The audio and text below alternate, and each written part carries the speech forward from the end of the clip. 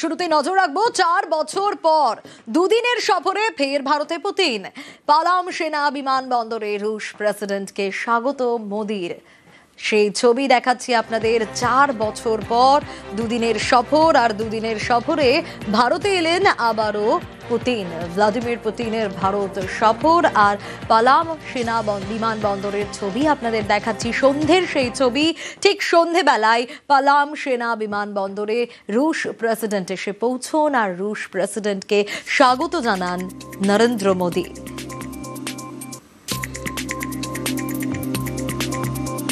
আর যে ছবি আপনাদের দেখাচ্ছি, একেবারে রেড কার্পেটে ওয়েলকাম। আর রেড কার্পেটে ওয়েলকামের পরেই ফের এক গাড়িতেই রওনা দিলেন মোদি পুতিন। রেড কার্পেট, আর সেখানে অবশ্যই তাকে ওয়েলকাম করা হচ্ছে। নৃত্যানুষ্ঠান রয়েছে এবং সংস্কৃতি, ভারতীয় সংস্কৃতি, সেই ভারতীয় সংস্কৃতির মাধ্যমেই পুতিনকে স্বাগত জানানো হলো ভারতে।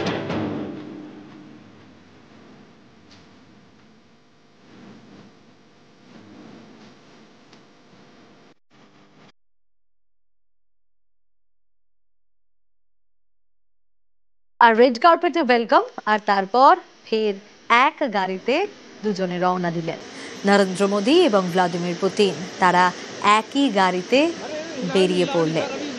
প্রথমেই স্বাগত জানানো হয় পুতিনকে। প্রধানমন্ত্রী নরেন্দ্র মোদী তিনি স্বয়ং আসেন, আর তারপর দুজনে একই গাড়িতে বেরিয়ে পড়লেন। পরে প্রধানমন্ত্রীর বাড়িতে নৈশভোজ ভ্লাদিমির পুতিনের। আগামীকাল রাষ্ট্রপতি ভবনে অভ্যর্থনা জানানো হবে তাকে। তারপর রাজঘাটে শ্রদ্ধা পুতিনের। দুপুরে দ্বিপাক্ষিক বৈঠক রয়েছে। তারপর 23তম ভারত রুশ শীর্ষ সম্মেলন, একাধিক কর্মসূচি। ইউক্রেন যুদ্ধের পর এসসিও সামিটে সাক্ষাৎ দুই রাষ্ট্র নেতার। আর এবার মোদির আমন্ত্রণে ভারতে এসে পৌঁছলেন রুশ প্রেসিডেন্ট। একাধিক সামরিক চুক্তির সম্ভাবনাও রয়েছে। ভারত মার্কিন শুল্ক যুদ্ধের মধ্যেই এবার সমীকরণ কি হতে চলেছে সেদিকে গোটা বিশ্বের নজর। মোদি পুতিন বোঝাপড়ায় সজাগ দৃষ্টি হোয়াইট হাউসেরও রয়েছে বইকি। জ্বালানি ক্রয় থেকে পারমাণবিক চুক্তি, এসব বিষয় নিয়ে আলোচনা হতে পারে। মহাকাশ গবেষণা, প্রতিরক্ষা ক্ষেত্রেও আলোচনা দুই রাষ্ট্র নেতার। ইউক্রেন যুদ্ধে শান্তিপূর্ণ সমাধান দাবি করতে পারেন নরেন্দ্র মোদী। আর আগামীকাল সন্ধে 7টায় রাষ্ট্রপতির নৈশ ভোজে রুশ প্রেসিডেন্ট।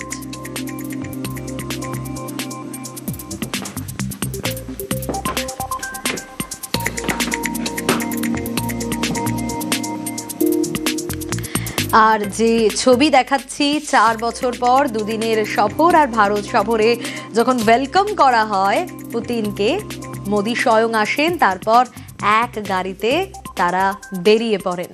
রাতে নৈশ ভোজ।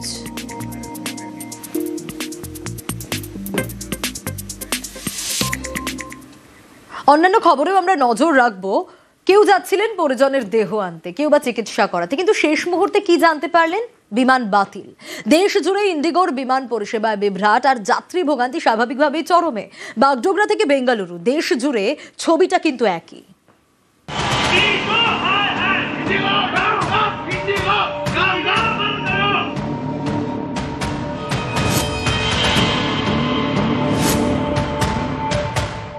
मेरा भाई गुजर गया है, लेकिन हम लोग को टिकट नहीं मिल रहा है।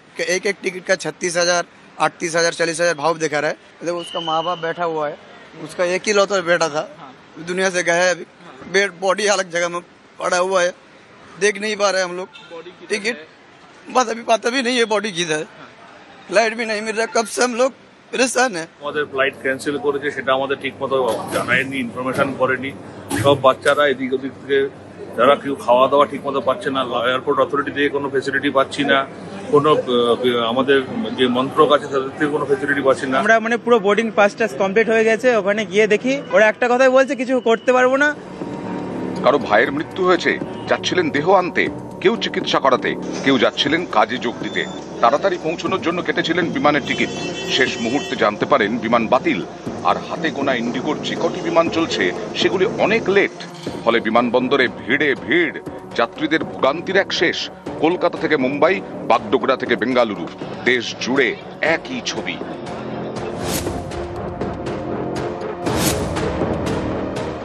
बेंगलोर में इंटरव्यू देना और 2 दिन से मेरा यहाँ पे कैंसिल हो रहा है और मैं इनको बोल रही हूँ मेरा इमरजेंसी आप मेरा कर दीजिए, बोल रहे हैं नहीं होगा। हॉस्पिटल जाना, जिसमें 14 तारीख को हमने टिकट बनाया, 14 नवंबर को टिकट बनाया गया 3 दिसंबर को। जब हमने एयरपोर्ट पहुंचा तो ये कैंसिल बता दिया। क्या प्रॉब्लम हुआ है सर? बिना बोले फ्लाइट कैंसिल कर दिया इन लोगों ने, रीशेड्यूल कर लिया 2 दिनों के बाद, और अकोमोडेशन नहीं दे रहे, अलाउंसेस नहीं दे रहे, बस हम लोग घूमते जा रहे हैं ऐसे ही। ইন্ডিগো বেসরকারি এয়ারলাইন্স প্রতিদিন দেশে এবং দেশের বাইরে বহু বিমান ওঠানামা করে। এই ইন্ডিগোর বিমান পরিষেবাতেই বড়সড় বিভ্রাট, একদিন দুদিন নয়। অভিযোগ এই সমস্যা অনেক দিন ধরেই চলছে।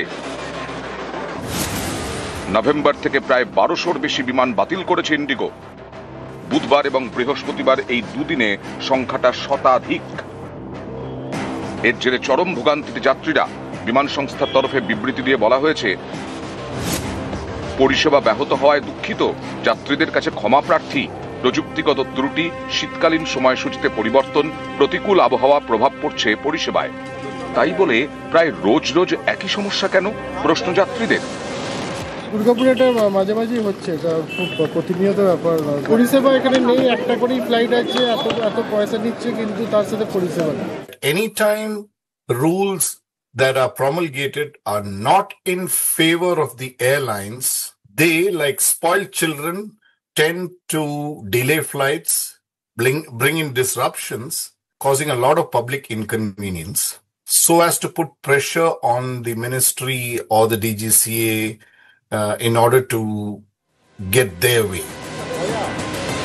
দেশ জুড়ে ইন্ডিগোর বিমান বিভ্রাট।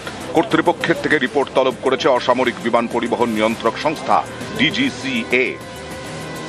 নিউজ 18 বাংলা।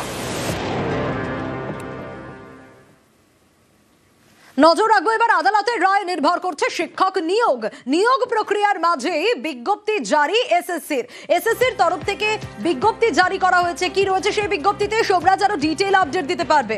সোমরাজ, দেখো, স্কুল সার্ভিস কমিশনের তরফে একটি বিজ্ঞপ্তি জারি করা হয়েছে, যে বিজ্ঞপ্তিতে এসএসসি বলছে নবম, দশম ও একাদশ দ্বাদশের শিক্ষক নিয়োগ প্রক্রিয়ার ভবিষ্যৎ মামলার চূড়ান্ত রায়ের উপর নির্ভর করছে। সম্প্রতি কলকাতা হাইকোর্টের তরফে একটি নির্দেশ দেওয়া হয় যে নবম, দশম ও একাদশ দ্বাদশের শিক্ষক নিয়োগের প্রক্রিয়ার ভবিষ্যৎ নির্ভর করবে মামলার চূড়ান্ত রায়ের উপর। তাকে মাথায় রেখেই স্কুল সার্ভিস কমিশনার সন্ধ্যাবেলা একটি বিজ্ঞপ্তি জারি করেছে, যেখানে সকল চাকরি প্রার্থীদের জানিয়েছে এসএসসি যে মামলার চূড়ান্ত রায়ের উপর নির্ভর করবে নিয়োগ প্রক্রিয়ার ভবিষ্যৎ। কিন্তু তার মানে এটা নয় যে নিয়োগ প্রক্রিয়া থমকে যাবে। নিয়োগ প্রক্রিয়া যেমন চলছে তেমনই চলবে। এসএসসি প্রয়োজন মনে করলে প্যানেলও বের করবে। কিন্তু যেহেতু আদালত নির্দেশ দিয়েছে এবং কোন মামলার প্রেক্ষিতে বা কোন রিট পিটিশনের প্রেক্ষিতে এসএসসি কে নির্দেশ দেওয়া হয়েছে সেটাও উল্লেখ করেছে বিজ্ঞপ্তিতে স্কুল সার্ভিস কমিশন। অর্থাৎ কলকাতা হাইকোর্টের যে নির্দেশ ছিল সেই নির্দেশকে মান্যতা দিয়েছে এসএসসি, তেমনটাই এসএসসির তরফে বিজ্ঞপ্তি দিয়ে জানানো হয়েছে। বেশ সোমরাজ। মালদার গাজলের পরে মুর্শিদাবাদের বহরমপুর এসআইআর চক্রান্তের অভিযোগে ফের মমতা বন্দ্যোপাধ্যায়ের সুর একেবারে সপ্তমে, নিশানা করলেন বিজেপিকে। যারা মারা গেছে তাদের মধ্যে তো অর্ধেকের বেশি হিন্দুও আছে। এসআইআর করে বিজেপি আরো গেছে, যেটুকু ছিল সেটুকুও গেছে, আরো যাবে। ওদের শূন্য করে দিন, ওদের ভাড়ার শূন্য করে দিন।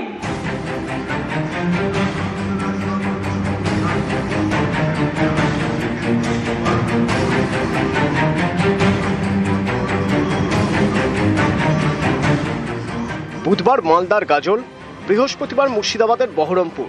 ফের এসআইআর ইস্যুতে মমতার সুর সপ্তমে। তামিলনাড়ুতে বিজেপি গভর্নমেন্ট নেই, তাই এসআইআর হবে ইলেকশনের আগে। কেরালায় নেই, তাই এসআইআর হবে ইলেকশনের আগে। বাংলায় নেই, তাই এসআইআর করতে হবে। কিন্তু আসামে তো তুমি আছো, তাহলে আসামে কেন এসআইআর হবে না বাবু? একটু উত্তর দাও। উত্তর তোমায় দিতেই হবে। ত্রিপুরায় কেন হবে না? বিজেপি আছে বলে ত্রিপুরা বাংলাদেশের বর্ডার নয়? বলুন, রোহিঙ্গা যদি আসে, বাংলায় তো বর্ডার নেই, আসে মণিপুর হয়ে, মিজোরাম হয়ে, নাগাল্যান্ড হয়ে সেখানে কেন এসআইআর হবে না? বিজেপি আছে বলে।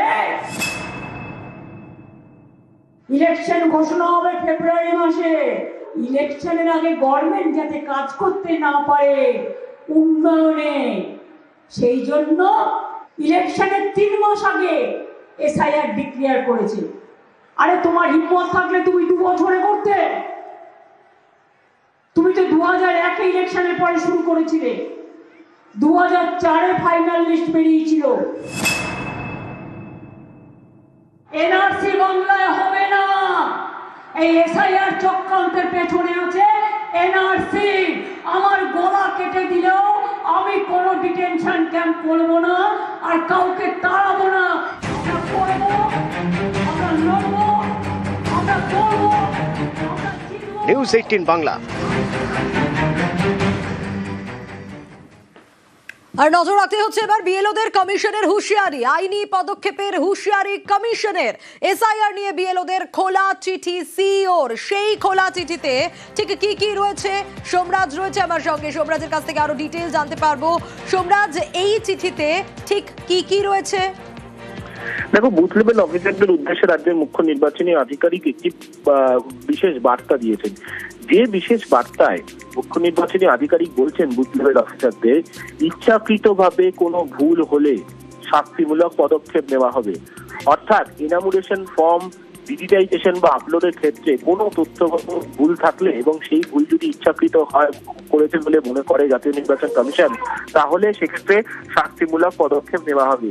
কি ধরনের শাস্তিমূলক পদক্ষেপ হবে সেটা কিন্তু রাজ্যের মুখ্য নির্বাচনী আধিকারিক তার বার্তায় উল্লেখ করেননি। এটাও গুরুত্বপূর্ণ বার্তা দেওয়া হয়েছে যে বুথ লেভেল অফিসারদের বলা হয়েছে যে এটা তাদের মনে রাখতে হবে বর্তমানে তারা জাতীয় নির্বাচন কমিশনের ডেপুটেশনে রয়েছে। অর্থাৎ এই বার্তা দেওয়ারই চেষ্টা করা হলো বলেই মনে করছে প্রশাসনিক মহল যে জাতীয় নির্বাচন কমিশনের ডেপুটেশনে থাকা মানে তাদের বিরুদ্ধে শাস্তিমূলক পদক্ষেপ জাতীয় নির্বাচন কমিশন নিতে পারে। আর এক্ষেত্রে কেউ কোনোভাবেই হস্তক্ষেপ করতে পারবে না, তার কারণ তারা জাতীয় নির্বাচন কমিশনের ডেপুটেশনে থেকে অর্থাৎ তাদের অধীনে থেকেই এসআইআর প্রক্রিয়ার কাজ করছেন। এই বার্তাকেই সব থেকে বেশি গুরুত্বপূর্ণ হিসাবেই বলে মনে করা হচ্ছে, তার কারণ তুমি জানো আগামী 11 ডিসেম্বর শেষ দিন রয়েছে এনামুরেশন ফর্ম আপলোড এবং ডিজিটাইজেশনের ক্ষেত্রে। ইতিমধ্যেই রোল ব্যাক বলে একটি অপশন দেওয়া হয়েছে বিএলওদের, যেখানে তারা যদি মনে করেন যে কোনো ফর্মে তারা কোনো ভুল করেছেন সেই ভুল তারা শুধরে নিতে পারবেন। আজ থেকে জাতীয় নির্বাচন কমিশন সেই সুযোগ দিচ্ছে বিএলওদের। আজ তাকেও উল্লেখ করে রাজ্যের মুখ্য নির্বাচনী আধিকারিকের এই বার্তা যথেষ্ট গুরুত্বপূর্ণ বলে মনে করা হচ্ছে।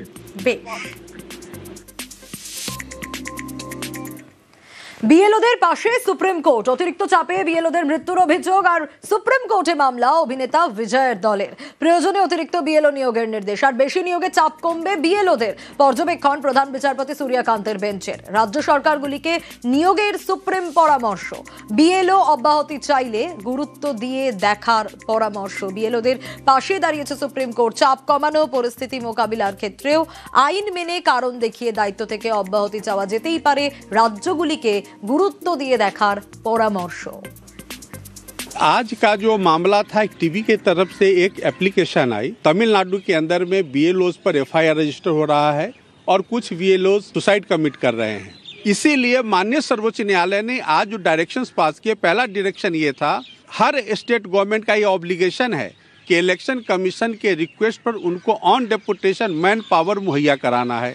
उनका दूसरा डायरेक्शन था जो भी डेपुटेशन पर ऑफिसर्स स्टेट गवर्नमेंट के जाएंगे या मैन पावर जाएगा, वो एसआईआर के मामले को रिफ्यूज नहीं कर सकता। एसआईआर का भी काम उनको करना पड़ेगा। और तीसरा जो लीव एप्लीकेशन से रिलेटेड था कि जो भी बीएलओ लीव एप्लीकेशन देता है उसको केस टू केस बेसिस पे मेरिट पे डिसाइड करके उनको छुट्टी सैंक्शन की जा सकती है। इस तरह का 3 डायरेक्शन सुप्रीम कोर्ट ऑर्डर दिए, ভালোই অর্ডার দিয়েছে যে দরকার আছে অ্যাডিশনাল বিএলও নিয়োগ দরকার আছে, কিন্তু বিষয়টা এটা ইসিআই এর অবজারভেশনে রাখা উচিত ছিল একদম ফার্স্ট ডে 1 থেকে। প্রেশার অনেক কম হয়ে যেত। ধরুন এই যে ম্যাপিং এর কাজগুলো যদি অ্যাডিশনাল বিএলও থাকতো তাহলে শেয়ার করতো। ইসিআই কেন এত বিলম্বিত করলো? হ্যাঁ, অবশ্যই এটা ভালো হচ্ছে। রোগ বাড়ালে পরে কাজটা সংক্ষিপ্ত হলে ভালোভাবে কাজটা হয়। সময়টাও যদি একটু বাড়ানো থাকতো, আমাদের তো শুধু এইটুকু কাজ নয়, আমাদের বিভিন্ন কাজ করতে হচ্ছে, তার সঙ্গে কিন্তু এটা, তাহলে সব কাজের সঙ্গে যখন আমরা একটা কাজ করি তখন আমাদের কি হয়, আস্তে আস্তে সেই জায়গাটা যদি সময় পাওয়া যায় তাহলে কাজটা নিখুঁতভাবে সম্পূর্ণ করতে পারি।